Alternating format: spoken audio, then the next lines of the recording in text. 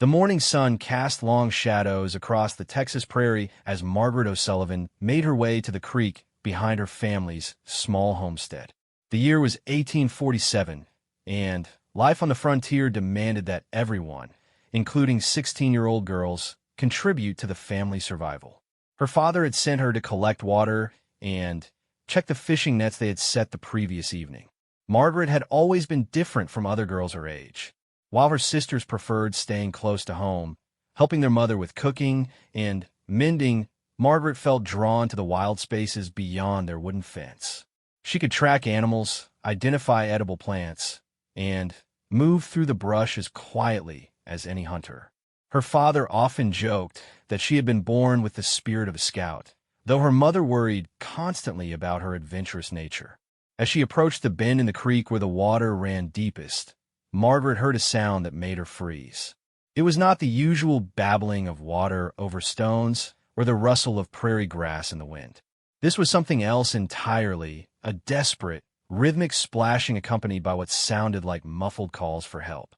Margaret crept forward, using the tall cattails as cover. What she saw made her heart race with both fear and determination. A young man, probably close to her own age, was trapped in a patch of quicksand near the creek's edge. He had clearly been there for some time, as he had sunk up to his chest, and his struggles were becoming weaker with each passing moment. But this was no ordinary settler or traveler. The young man's long black hair was adorned with feathers and small carved bones. His bronze skin gleamed with sweat and mud, and even in his desperate situation, his dark eyes held a fierce pride that Margaret had never seen before. This was a Comanche warrior, and if her family discovered what she was about to do, they would likely disown her or worse. The relationship between settlers and the Comanche tribes in this part of Texas was complicated and often violent.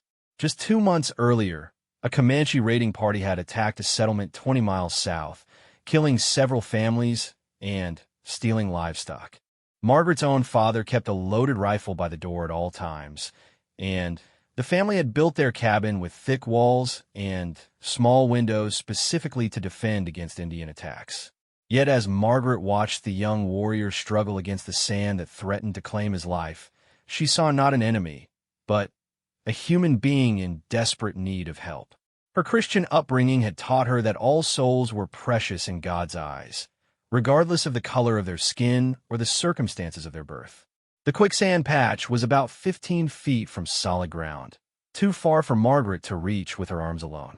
She would need rope or something similar to pull him free. Racing back toward the cabin, she grabbed a length of hemp rope that her father used for securing loads on their wagon. She also took one of the long wooden poles they used for hanging laundry, thinking it might help her get the rope closer to the trapped warrior. When she returned to the creek, the young man had sunk even deeper. Only his shoulders and head remained above the surface now, and his eyes had taken on a glassy quality that suggested he was beginning to lose consciousness. There was no time for elaborate planning or second thoughts.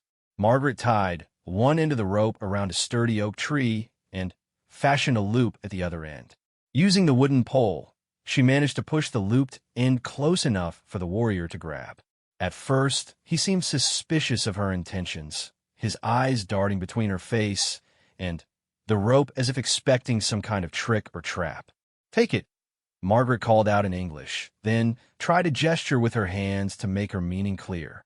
"Please take the rope."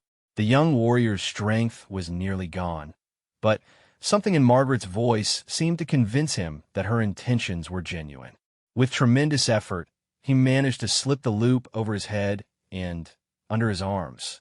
Margaret began to pull, using the tree as an anchor point and putting her full weight into the effort. Progress was painfully slow. The quicksand did not want to give up its prize, and several times Margaret feared that the rope might slip or break under the strain. Her hands became raw and bleeding from the rough hemp, but she continued pulling with every ounce of strength in her small frame. Gradually, inch by precious inch, the warrior began to emerge from the quicksand's grip. First his chest appeared, then his waist, and finally his legs came free with a wet, sucking sound that echoed across the quiet prairie. Both Margaret and the young Comanche collapsed on the solid ground, breathing heavily and covered in mud and sweat. For several long minutes, neither of them moved or spoke. The warrior coughed up muddy water and gradually regained his strength, while Margaret tried to process what she had just done. She had saved the life of a Comanche warrior, someone her own people considered a mortal enemy. If anyone discovered what had happened here, the consequences could be severe not just for her, but for her entire family. As the young man sat up and began examining himself for injuries, Margaret got her first clear look at him. Despite the mud and exhaustion, she could see that he was indeed about her age, with strong, well-defined features and intelligent eyes that seemed to take in every detail of his surroundings. There were no visible weapons nearby, which suggested he had been crossing the creek when he stumbled into the quicksand trap. The warrior looked directly at Margaret, and for a moment their eyes met across the cultural divide that separated their peoples. In his gaze, she saw gratitude mixed with something else, perhaps surprise that a white settler girl had risked her own safety to help him. He spoke a few words in his native language, his voice still hoarse from his ordeal. Margaret did not understand the words, but the tone was unmistakably one of thanks. She nodded and managed a small smile, unsure of what else to do in such an unprecedented situation. The young warrior then did something that surprised her even more. He reached into a small leather pouch at his waist and withdrew a carved piece of bone decorated with intricate patterns. He held it out to Margaret with obvious reverence. She hesitated for a moment, understanding instinctively that this was something significant, perhaps sacred to his people. But the earnest expression in his eyes convinced her to accept the gift. The bone carving was warm from his body and felt smooth in her palm, as if it had been handled many times over many years. The warrior then stood slowly, testing his legs to make sure they would support him. He looked once more at Margaret, pressing his hand to his heart, and then extending it toward her in what she recognized as a gesture of respect and gratitude. Then, moving with surprising grace despite his recent ordeal, he disappeared into the thick brush along the creek bank. Margaret stood alone by the water's edge, holding the carved bone and trying to convince herself that what had just happened was real. She had saved a Comanche warrior's life, accepted a gift from him, and shared a moment of understanding that transcended the hatred and fear that defined the relationship between their peoples. As she walked back toward her family's cabin with the water bucket she had originally come to fill, Margaret made a decision that would change everything. She would tell no one what had happened at the creek. This would be her secret, a private act of humanity in a world that seemed determined to divide people into friends and enemies with no middle ground. She hid the carved bone beneath her mattress and went about her daily chores as if nothing unusual had occurred. But that night, as she lay in her narrow bed, listening to the sounds of the prairie, Margaret found herself thinking about the young warrior's eyes and wondering if their paths would ever cross again. 3 days passed without incident, but Margaret found it increasingly difficult to concentrate on her daily responsibilities. Every time she went to the creek, she found herself looking for signs that the young Comanche warrior might have returned. She examined the area where she had pulled him from the quicksand, noting how the disturbed sand had already been smoothed by wind and water, erasing all evidence of their encounter. Her family began to notice her distracted behavior. At breakfast on the third morning, her mother commented that Margaret seemed to be somewhere else entirely, and her younger brother Thomas accused her of daydreaming when she forgot to help him with his reading lessons. Margaret's father, a practical man named Samuel O'Sullivan who had moved his family west in search of better opportunities, watched his eldest daughter with growing concern. "Margaret," he said as they sat around their rough wooden table, sharing a meal of cornbread and bacon, "your mother tells me you've been acting strangely these past few days. Is there something troubling you?" Margaret felt her cheeks flush with heat.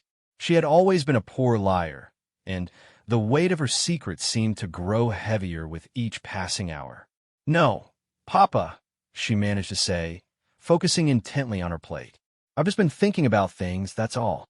Samuel O'Sullivan was not convinced.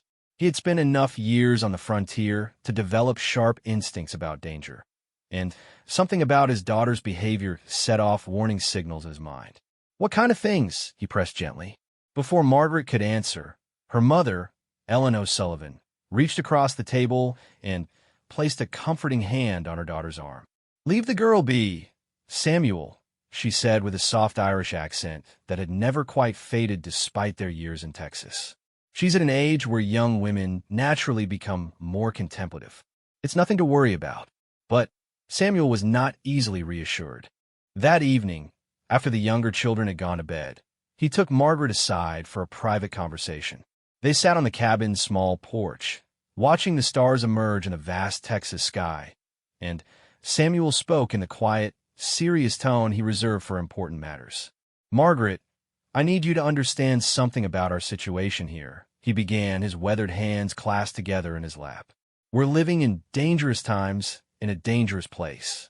The Comanche tribes in this area have been increasingly active lately, and there are rumors that they're planning larger attacks against the settlements." Margaret's heart began to race, but she forced herself to remain calm and listen to her father's words. "Just yesterday, I received word from the Thompson family that they found tracks near their property, unshod horse prints, and moccasin marks that suggested a scouting party had been watching their homestead. The military garrison at Fort Worth has advised all settlers to be extra vigilant and to report any suspicious activity immediately."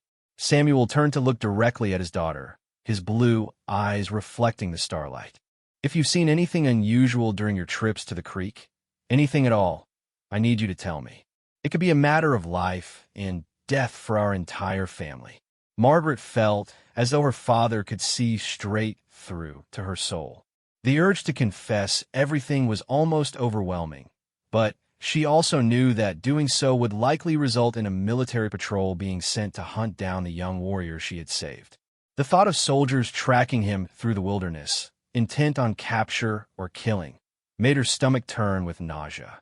"I haven't seen anything suspicious, Papa," she said quietly, hating herself for the deception, but unable to find another way forward.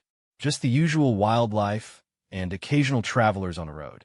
Samuel studied his daughter's face for a long moment, then nodded slowly. "Very well, but I want you to promise me that you'll be extra careful from now on. Don't venture far from the cabin alone, and if you see anything, absolutely anything, that seems out of the ordinary, you come straight home and tell me immediately." Margaret promised, though she felt like a fraud making such a vow. As she lay in bed that night, she retrieved the carved bone from its hiding place beneath her mattress and examined it by moonlight streaming through her small window. The intricate patterns seemed to tell a story, though she could not decipher their meaning. She wondered about the young warrior who had given it to her. What was his name? Did he have family who had worried about him during his absence? Had he made it safely back to his tribe? The next morning brought unexpected visitors to the O'Sullivan homestead. Margaret was hanging laundry on the line behind the cabin when she heard the sound of multiple horses approaching. She ran to the front of the house to find her father talking with three men she had never seen before: two soldiers from Fort Worth and a civilian scout with long gray hair and buckskin clothing. "Miss O'Sullivan," one of the soldiers called out when he noticed her. "We're asking all the families in this area about possible Indian activity in the past week. Have you seen any signs of Comanche presence near your property?" Margaret felt her mouth go dry.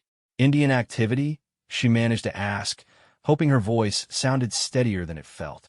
The civilian scout, a grizzled man named Jake Morrison who had spent 20 years tracking Indians across the Texas frontier, stepped forward. "We found evidence of a Comanche warrior near Willow Creek, about 2 miles south of here. Tracks suggest he may have been alone, possibly separated from a larger group. The trail goes cold near the water, so we're trying to determine if anyone in the area might have seen him." Margaret's heart pounded so hard that she feared others might hear it.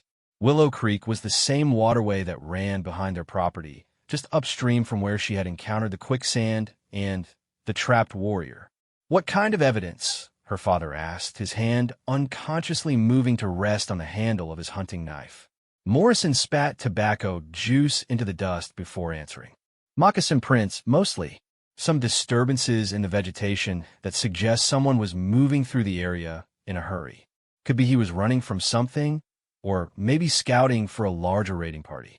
Either way, we need to track him down before he becomes a threat to the settlements.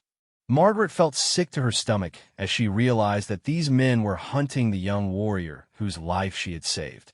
The irony was bitter. Her act of mercy might have inadvertently put him in even greater danger. "We haven't seen anything," Samuel O'Sullivan told the searchers honestly. "But we'll keep our eyes open and send word immediately if that changes." The soldiers and their scouts spent another hour questioning the family and examining the area around their cabin. Margaret watched from the kitchen window as Morrison studied the ground near the creek, his experienced eyes reading the landscape like a book. Several times he paused and knelt to examine something more closely, and Margaret feared that he might discover evidence of her encounter with the warrior. Finally, the search party mounted their horses and prepared to continue their hunt. As they were leaving, Morrison rode close to where Margaret stood and fixed her with a penetrating stare. "Miss, you spend a lot of time down by that creek, don't you?" he asked in a voice that suggested he already knew the answer. "I fetch water there most mornings," Margaret replied carefully. Morrison nodded slowly. "Well, you be extra careful from now on. Indians are clever, and they sometimes use young warriors to scout an area before a larger attack. If you see anything, even something that doesn't seem important, you make sure to tell your father right away."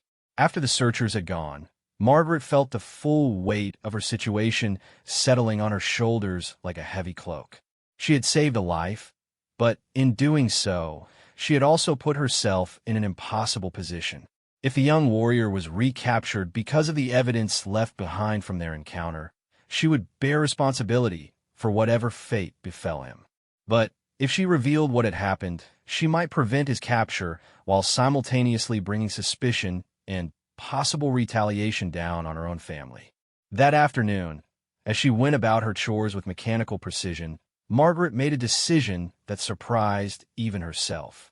She would return to the creek that evening, alone, and look for any additional evidence that might lead the searchers to the warrior. If she found anything, she would do her best to obscure it and throw them off his trail. It was a dangerous plan that went against everything her father had taught her about frontier safety, but Margaret felt she owed the young Comanche at least that much. She had chosen to save his life, and now she would do what she could to ensure that her rescue had not been in vain. That evening, as twilight painted the prairie in shades of purple and gold, Margaret waited until her family had settled in for the night before making her way quietly to the creek. She carried no lantern, relying instead on the bright moon and her intimate knowledge of the terrain to guide her steps. The familiar sounds of the night, crickets chirping, owls calling, and the gentle murmur of water over stones, provided cover for her careful movements. When she reached the area where she had pulled the young warrior from the quicksand, Margaret was dismayed to discover that Morrison's trained eyes had indeed found evidence of their encounter. The ground bore obvious signs of disturbance, and she could see where the experienced scout had used his knife to dig small holes in the earth, probably uncovering buried rope fibers or footprints that would help him piece together what had happened. Margaret knelt and began carefully smoothing the disturbed soil with her hands, trying to eliminate any traces that might help the searchers track the warrior's movements. As she worked, she heard a sound that made her freeze with terror, the soft footfall of someone approaching through the brush. Her first thought was that Morrison or one of the soldiers had returned to conduct a nighttime search. Margaret's mind raced as she tried to think of an explanation for her presence at the creek after dark that would not arouse suspicion. But as the footsteps drew closer, she realized that they were too light and quiet to belong to any of the white men who had visited her family that morning. A figure emerged from the shadows near the creek bank, and Margaret's heart nearly stopped as she recognized the young Comanche warrior she had rescued 3 days earlier. He looked different now, stronger and healthier, with his long hair neatly braided and his bronze skin clean of mud and sweat. He wore traditional Comanche clothing, a fringed buckskin shirt, leggings, and moccasins decorated with beadwork that caught the moonlight. The warrior approached slowly, his dark eyes never leaving Margaret's face. When he was close enough to speak in low tones, he said something in his native language that sounded like a greeting. Margaret remained motionless, uncertain how to respond, and acutely aware that this encounter was far more dangerous than their first meeting. The young man seemed to understand her confusion and fear.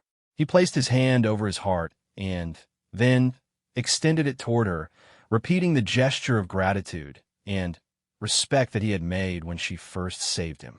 Then, to Margaret's amazement, he spoke in halting but clearly understandable English.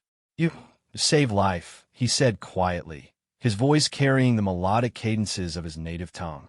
"I come to warn." Margaret found her voice at last. "Warn me about what?" she whispered. The warrior glanced around nervously before continuing. "Soldiers hunt. They follow trail. Find his place soon." He gestured toward the disturbed ground where Margaret had been working. "You in danger because you helped me." Margaret felt a chill that had nothing to do with the cool night air. "How do you know about the soldiers?" The young man smiled slightly, and Margaret caught a glimpse of the intelligence and humor that lay beneath his serious demeanor. "We watch always. See everything that happens in our territory. Know when strangers come with weapons and bad intentions." He moved closer to Margaret, his expression becoming more urgent. "My name is Running Wolf. I am son of Chief Gray Eagle of the Pennatica Band. My father leads 300 warriors, and when he learns what you did for his son, he will want to honor you properly." Margaret's eyes widened as she absorbed this information. She had saved the life of a Comanche chief's son, and now his father knew about her actions. The implications were staggering and potentially catastrophic for her family and the surrounding settlements. "Honor me how?" she asked, though she suspected she might not want to hear the answer. Running Wolf was quiet for a long moment, as if choosing his words carefully. "In 3 days, when moon is dark, my father will come here with many warriors. They come to offer gifts and speak words of gratitude. This is our way when great debt must be paid." Margaret felt her knees go weak. The idea of 300 Comanche warriors arriving at her family's doorstep was terrifying beyond imagination. Her father and the other settlers would assume it was an attack and would likely try to fight, leading to a massacre that would accomplish nothing except the deaths of innocent people on both sides. "You have to stop them," she said urgently. "My people won't understand. They'll think it's a raid and try to defend themselves. People will die unnecessarily." Running Wolf nodded gravely. "This I know is why I come to warn you. Father listens to counsel, but he is a proud man who believes in honoring debts. It will be difficult to change his mind." Margaret's thoughts raced as she tried to find a solution to what seemed like an impossible situation. "What if I came to your camp instead? Would that satisfy your father's sense of honor while avoiding bloodshed?" The young warrior looked surprised by her suggestion. "White woman cannot enter Comanche camp safely. Too much anger between our peoples. Some warriors might not listen to father's commands to protect you." "Then what do you suggest?" Margaret asked desperately. Running Wolf was silent for several minutes, his gaze fixed on the moonlight dancing on the creek's surface. Finally, he spoke again. "There might be another way. If you could convince your father and other settlers to meet my father at neutral ground with no weapons, perhaps we could arrange proper ceremony without danger." Margaret laughed bitterly. "You want me to convince my father to meet with 300 Comanche warriors in the middle of the prairie with no weapons? He'd think I'd lost my mind." "Then we have problem with no good solution," Running Wolf admitted. "My father's honor demands that debt be paid. Your people's fear demands that they fight any large group of Comanche warriors they encounter. Innocent people will die because of kindness you showed to stranger." Margaret felt the weight of responsibility settling on her shoulders like a crushing burden. Her simple act of mercy had set in motion a chain of events that could lead to tragedy for everyone involved. She looked at Running Wolf, seeing in his eyes the same concern and frustration that she felt. "How much time do we have?" she asked finally. 3 days until dark moon. Running Wolf replied. Maybe I can convince father to delay, but not for long. He grows impatient when honor debts remain unpaid. Margaret made a decision that would have shocked her family if they had been there to witness it. I'll find a way, she said with more confidence than she felt. I don't know how yet, but I'll find a way to prevent bloodshed while still allowing your father to honor his debt. Running Wolf studied her face in the moonlight, perhaps wondering if this young white woman truly understood the magnitude of what she was promising. You have brave heart, he said finally, but bravery not always enough when old hatreds run deep. Maybe not, Margaret replied, but I have to try. I saved your life because I believed it was the right thing to do. Now I have to find a way to save everyone else. Running Wolf reached into his leather pouch and withdrew another small carved item, this time a circular piece of bone inscribed with symbols that seemed to glow in the moonlight. This is token of safe passage, he explained as he handed it to Margaret. If you carry this, any Comanche warrior who sees it will know you are under protection of Chief Gray Eagle's family. May help if plans go wrong. Margaret accepted the token with trembling hands, understanding that she was now carrying something that marked her as both protected by and connected to the Comanche people. If anyone discovered these tokens in her possession, the consequences would be severe. I must go, Running Wolf said, glancing toward the eastern horizon where the first faint hint of dawn was beginning to appear. We'll return tomorrow night to hear your plan. As he prepared to leave, Margaret called out softly, Running Wolf, what's your father like? What kind of man is Chief Gray Eagle? The young warrior paused and looked back at her. He is just leader who cares deeply for his people, has fought many battles to protect our lands and our way of life. But he is also a wise man who understands that endless war serves no one. If you can find a way to show him that peace possible, he will listen. With that, Running Wolf disappeared into the brush as silently as he had arrived, leaving Margaret alone with her thoughts and the impossible task of preventing a catastrophe that seemed inevitable. As she made her way back to the cabin in the growing light of dawn, Margaret knew that the next 2 days would determine the fate of everyone she loved. Margaret spent the following day in a state of barely controlled anxiety, her mind working frantically to devise a plan that could prevent the approaching disaster. She went through her daily routines mechanically, helping her mother with cooking, tending to the vegetable garden, mending torn clothing, but her thoughts remained focused on the impossible task before her.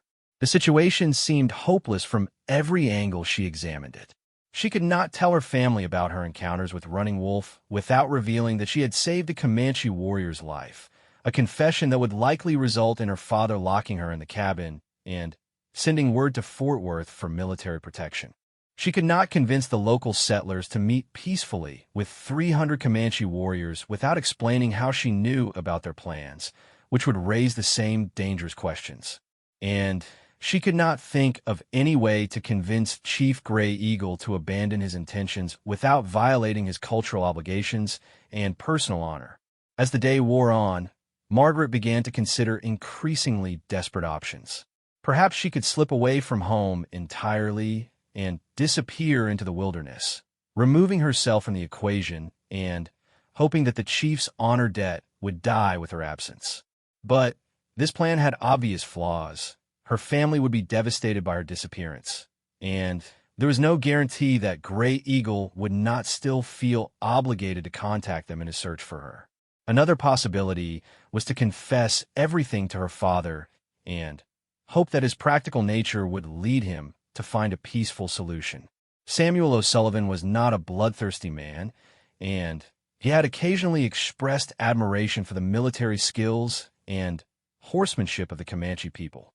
But Margaret also knew that his primary concern would always be protecting his family, and the idea of his daughter being involved with Indian warriors would likely overwhelm any other considerations.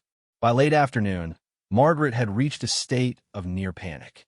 She found herself pacing around the cabin's small interior, unable to sit still or concentrate on any task for more than a few minutes.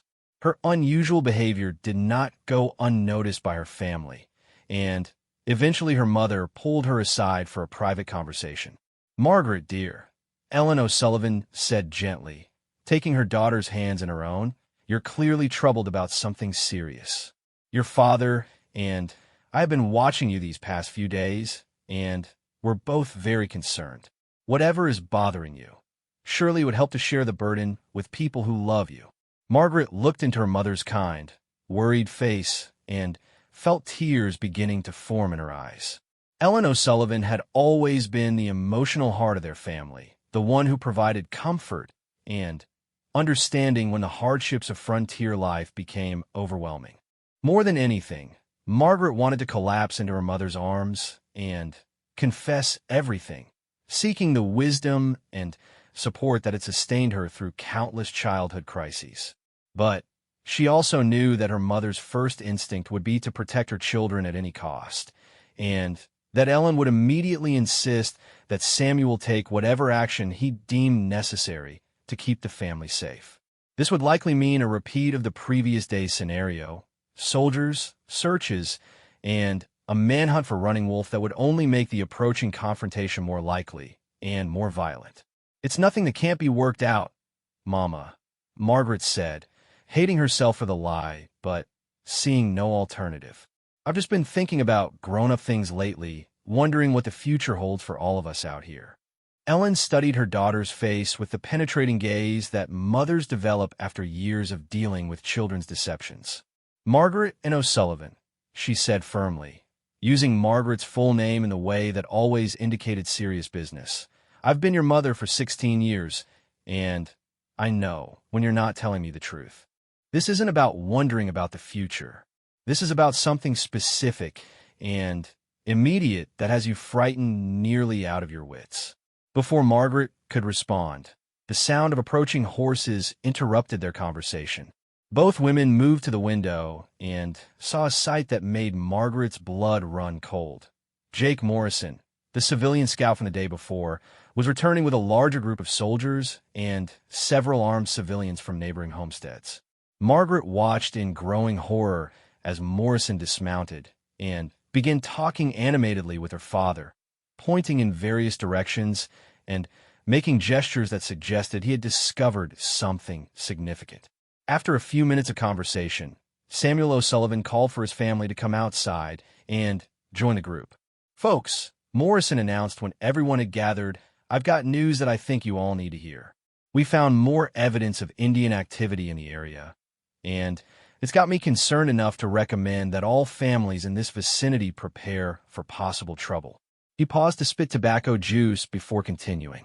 "Yesterday, I found signs that a Comanche warrior had been near Willow Creek, and today, I discovered additional evidence that suggests he may have received help from someone.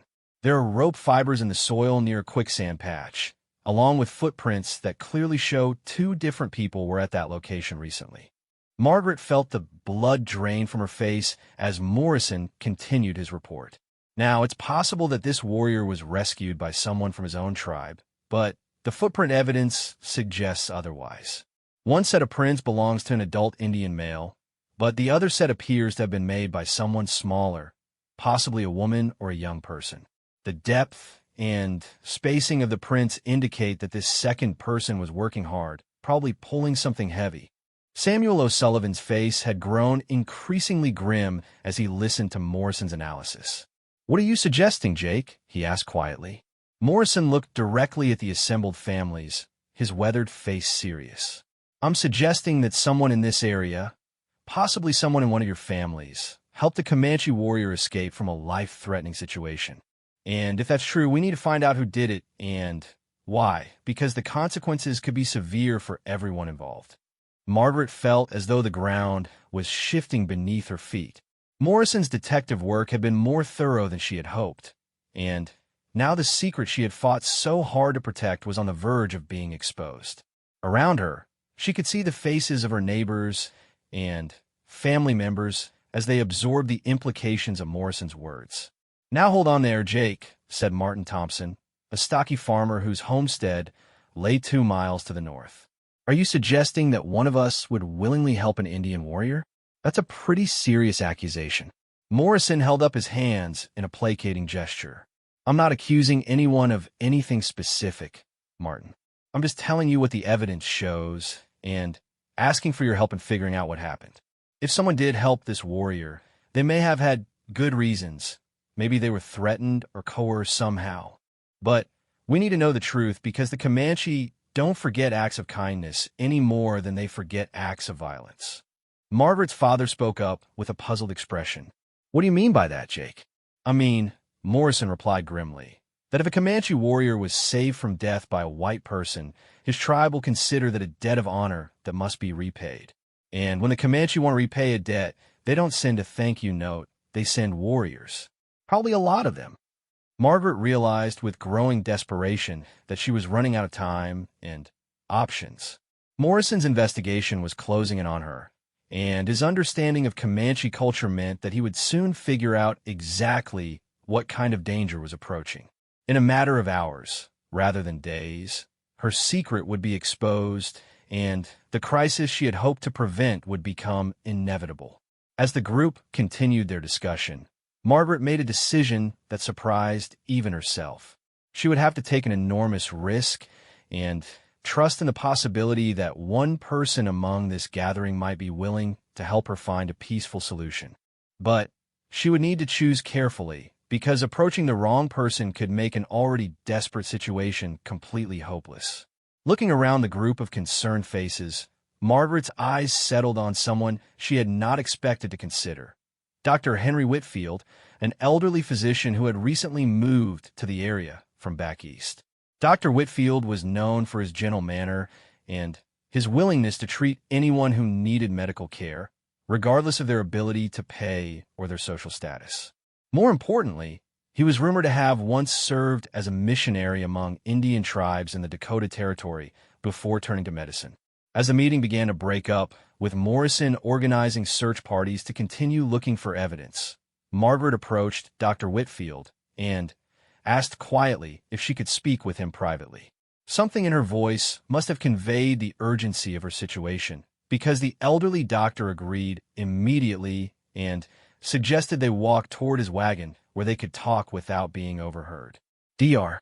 Whitfield, Margaret began, her voice barely above a whisper, I need to tell you something that could put my family in terrible danger, but I don't know who else to turn to. I've heard that you once worked with Indian tribes, and I'm hoping you might understand the situation I've gotten myself into. The doctor's kind eyes regarded her with interest rather than alarm. Go ahead, my dear, he said gently. Whatever you need to tell me, I'll listen without judgment. Taking the deepest breath of her life, Margaret began to tell Dr. Whitfield the entire truth about her encounter with Running Wolf and the approaching crisis that threatened to destroy everyone she loved. Dr. Whitfield listened to Margaret's story with the patience and composure of a man who had seen much of human nature during his long life. When she finished speaking, he was quiet for several minutes, stroking his gray beard as he considered the implications of what she had told him. My dear child, he said finally, you have indeed placed yourself in an extraordinarily difficult position. But I want you to know that your instinct to save that young man's life was both morally correct and deeply admirable.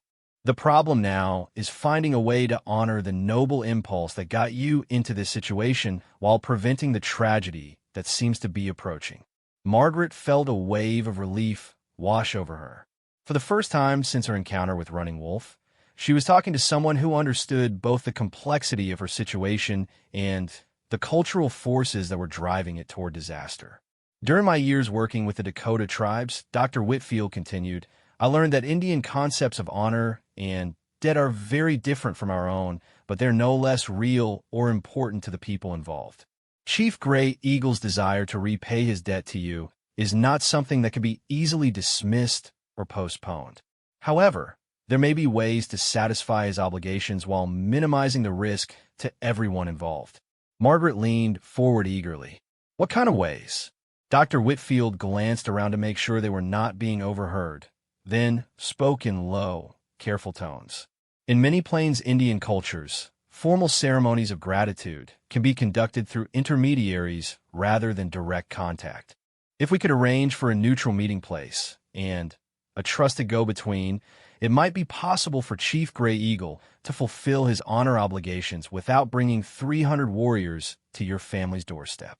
But who could serve as an intermediary? Margaret asked. And how would we convince him to accept such an arrangement? The doctor smiled slightly. Leave that to me, my dear. I still have contacts from my missionary days, including a man named Samuel Carson who runs a trading post about 30 miles north of here.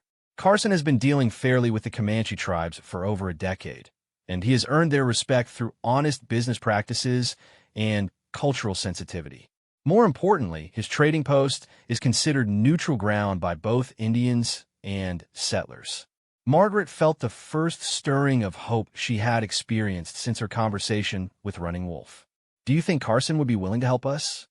I believe he would, Dr. Whitfield replied. Carson understands better than most people that peaceful coexistence is better for everyone involved than constant warfare. He has facilitated similar meetings in the past, though perhaps none with stakes quite as high as this one. But how do we get word to Chief Gray Eagle? Margaret asked. And how do we do it without exposing what happened? Dr. Whitfield considered this problem carefully. That's where your young friend Running Wolf becomes crucial, he said finally. According to your account, he's supposed to meet you tonight to hear your plan. We'll need to convince him to carry our proposal to his father and explain the benefits of a neutral meeting location. Margaret nodded, beginning to see how the pieces of a solution might fit together. And what about my family?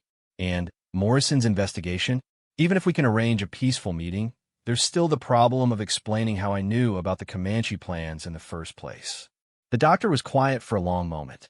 That's the most difficult part of this entire situation, he admitted. Your family will eventually need to know at least part of the truth, because they'll have to understand why you're asking them to participate in something as unprecedented as a formal meeting with a Comanche chief. As for Morrison, we may need to take him into our confidence as well. Margaret's eyes widened with alarm. Morrison?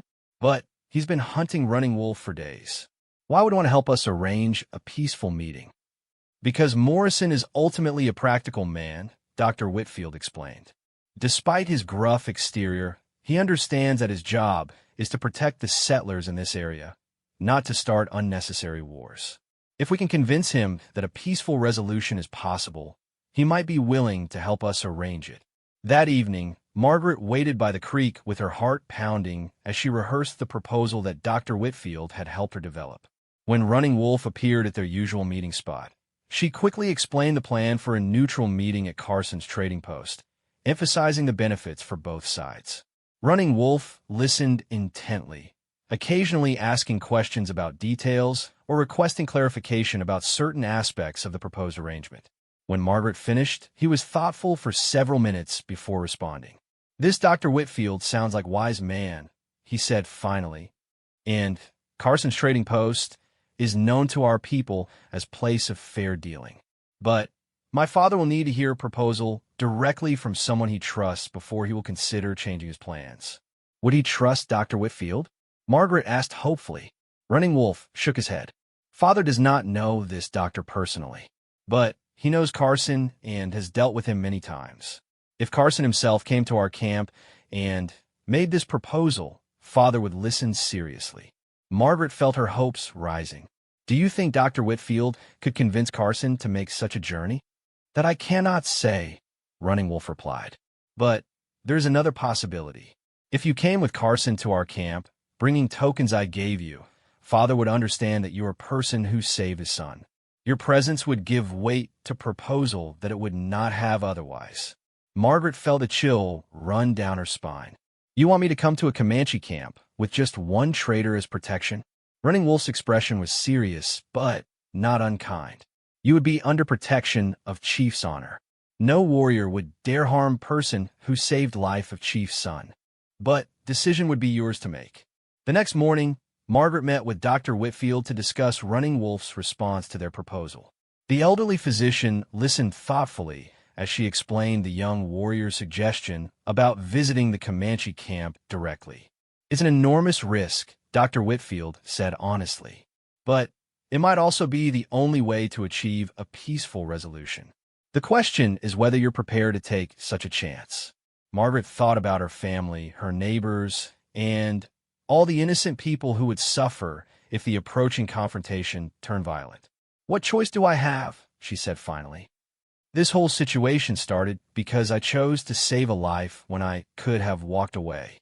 Now, I need to see it through to the end." Dr. Whitfield nodded with approval.